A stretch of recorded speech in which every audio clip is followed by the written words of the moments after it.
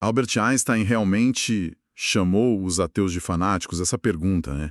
É um clássico da internet, sempre aparece naqueles debates sobre religião e ciência. Sempre. Hoje a gente vai tentar resolver isso de vez.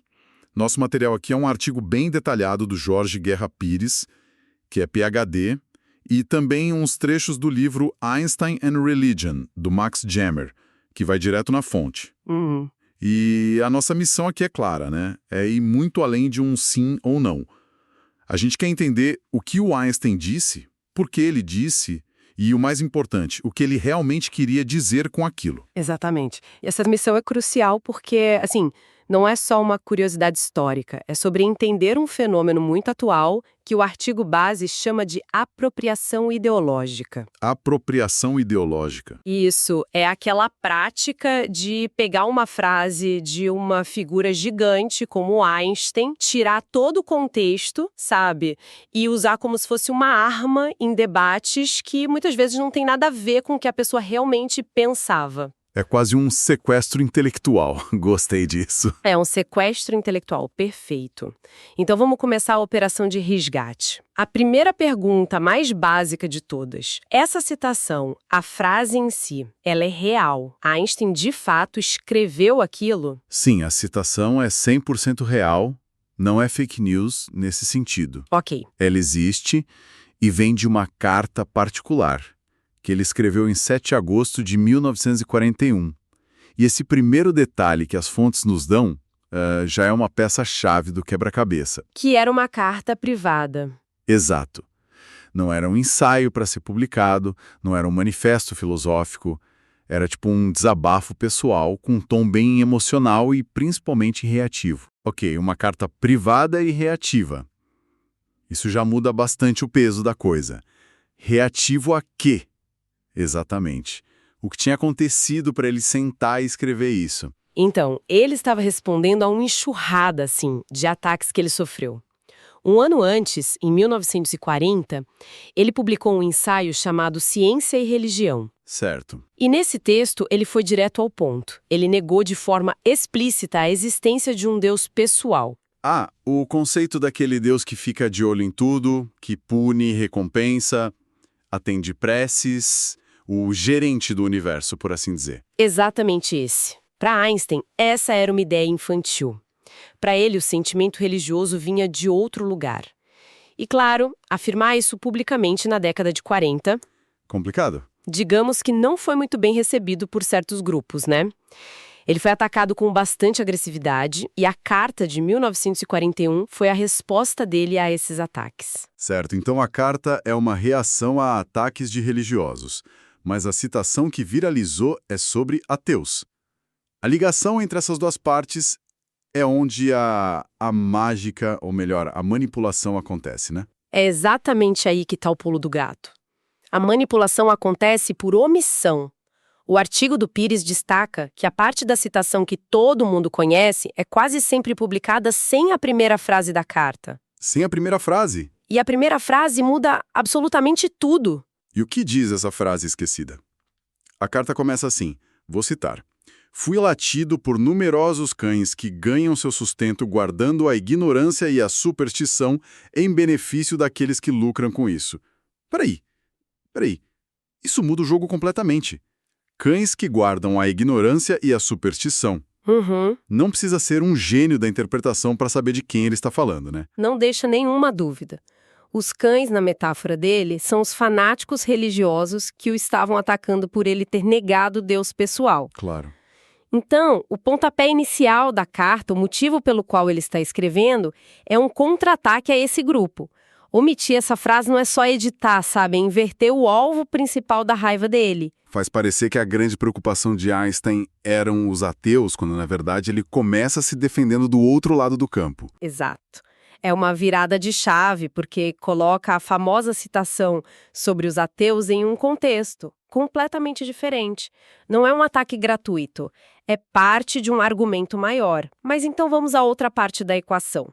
Se os cães eram os religiosos, quem eram os ateus fanáticos que ele critica na sequência?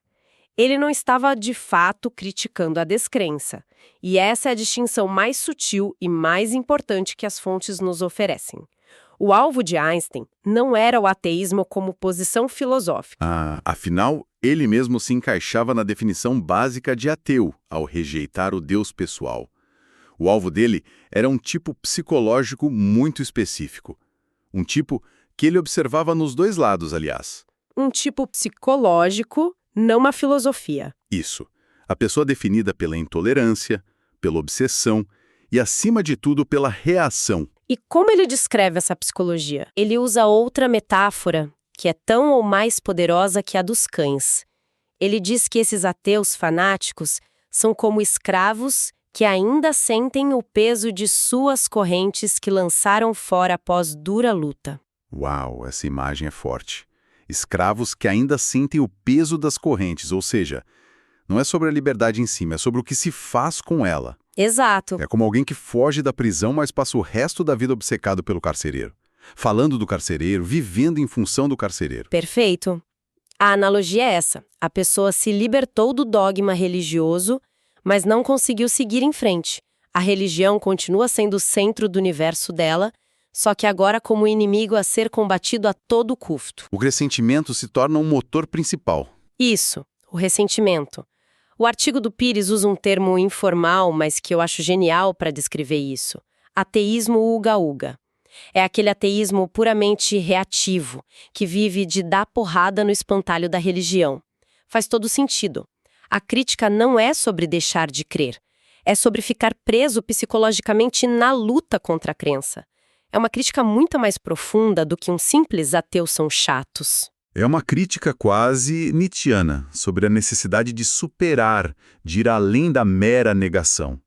Para o Einstein, dizer Deus não existe não era o ponto final da jornada intelectual, era o ponto de partida. E ficar preso na reação era uma forma de continuar prisioneiro. Exato. Continuar sendo prisioneiro da religião, só que por outros meios. Você continua jogando o jogo dela, só que no time oposto, certo? Então, o problema central é essa obsessão reativa. Mas quais são as consequências disso?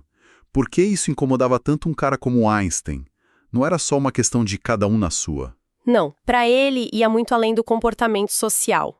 As fontes mostram que ele via essa mentalidade como um verdadeiro bloqueio intelectual. Um bloqueio? Sim, um bloqueio que tinha pelo menos 3 grandes consequências. A primeira era a incapacidade de apreciar a harmonia da natureza. Como assim? Einstein acreditava que esse rancor obsessivo contra a religião impedia essas pessoas de ouvir o que ele poeticamente chamava de a música das esferas. A música das esferas. Era a metáfora dele para a ordem racional, para a beleza matemática e a elegância das leis da física que governam o cosmos. Entendi.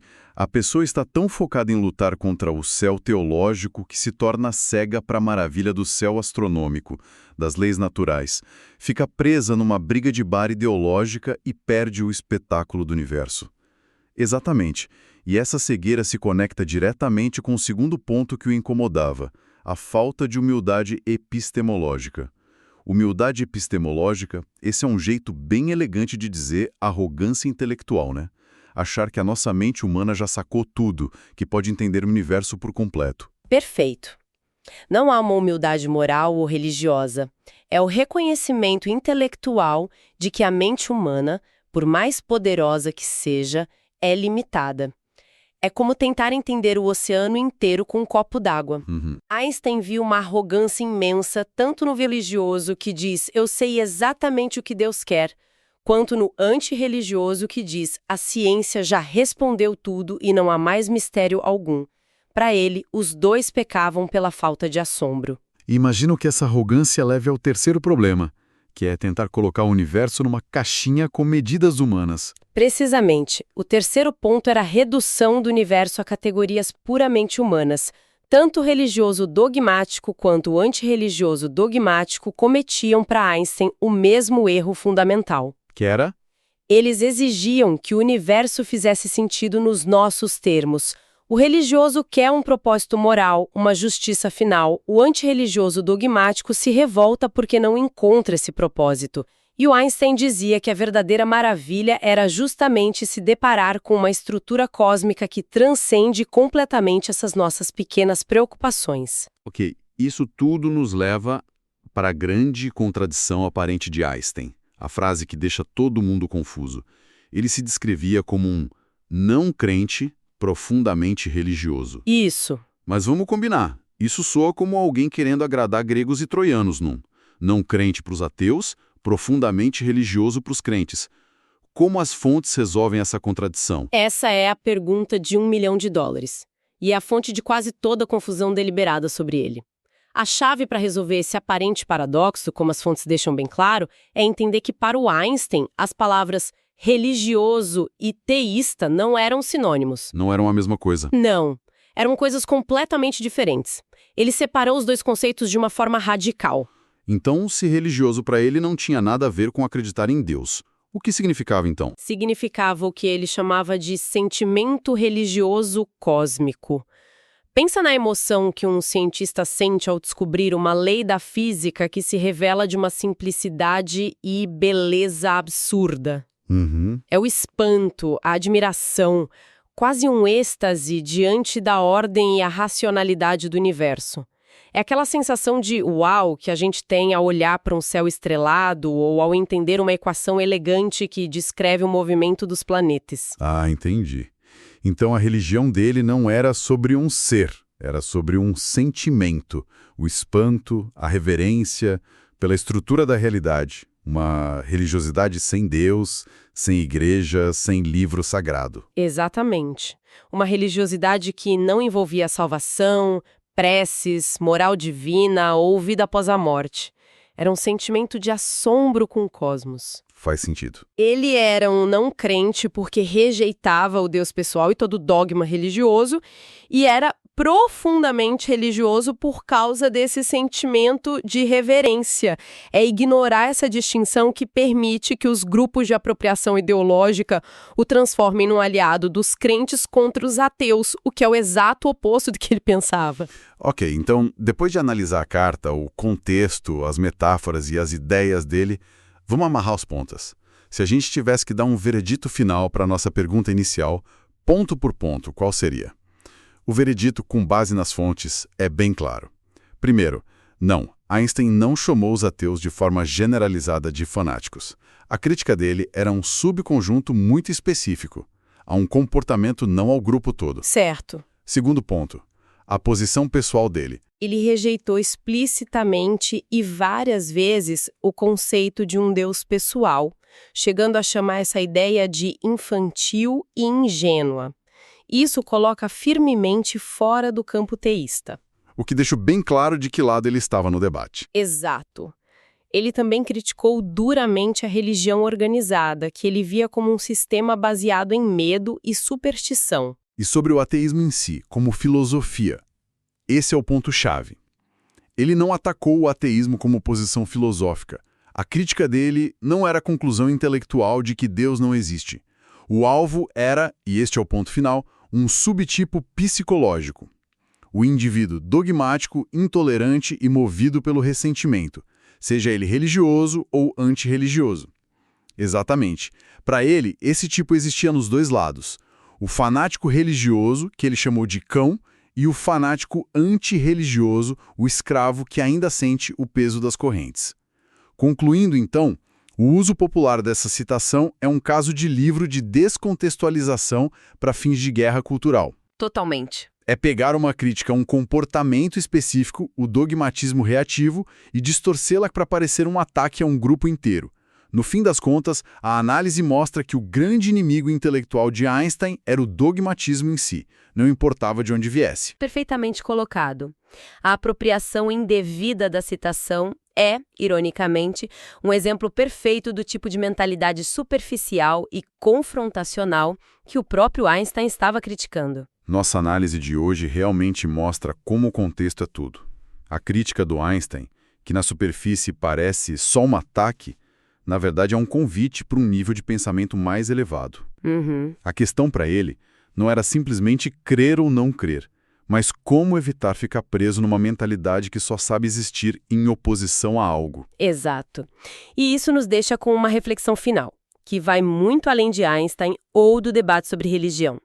As fontes nos mostram que a simples reação contra uma ideia não é, por si só, uma garantia de maturidade intelectual ou de liberdade de pensamento. Certo. E isso levanta uma questão que vale para qualquer área da nossa vida, sabe? Em que ponto a nossa oposição a algo, seja uma ideia política, um sistema, uma pessoa, se transforma numa nova prisão? Quando é que a nossa identidade, definida apenas por aquilo que combatemos, se torna tão limitadora quanto o dogma que originalmente queríamos superar?